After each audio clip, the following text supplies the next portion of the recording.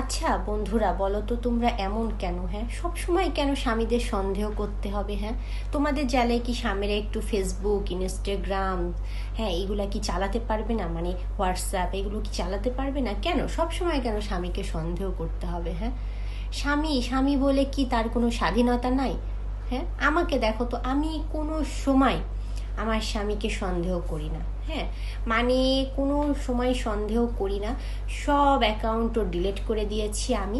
আর দু একটা যে অ্যাকাউন্ট আছে, হ্যাঁ সেইগুলা আমি আমার কোনো পার্সোনাল অ্যাকাউন্ট রাখিনি। আমি আমার অ্যাকাউন্টেই তারটা চালাই, মানে তার অ্যাকাউন্টে আমি চালাই, আমার অ্যাকাউন্টই ওর, ওর অ্যাকাউন্টই আমার। বুঝছো? বোঝা গেছে? মানে সন্দেহ করা যাবে না, ঠিক আছে? এত সন্দেহ কেন? পুরুষ মানুষকে তো এত সন্দেহ করলে হবে না। স্বামীকে স্বামীর সম্মান দিতে হবে, কোনো সন্দেহ করা যাবে না। প্রয়োজনে তোমার যদি বেশি সন্দেহ হয় তুমি সব অ্যাকাউন্ট ডিলিট করে দাও, পারলে তাকে মোবাইলে চালাতে দিও না, কিন্তু সন্দেহ করা যাবে না, ঠিক আছে? নো সন্দেহ, এসব মাথা থেকে ঝেড়ে ফেলতে হবে।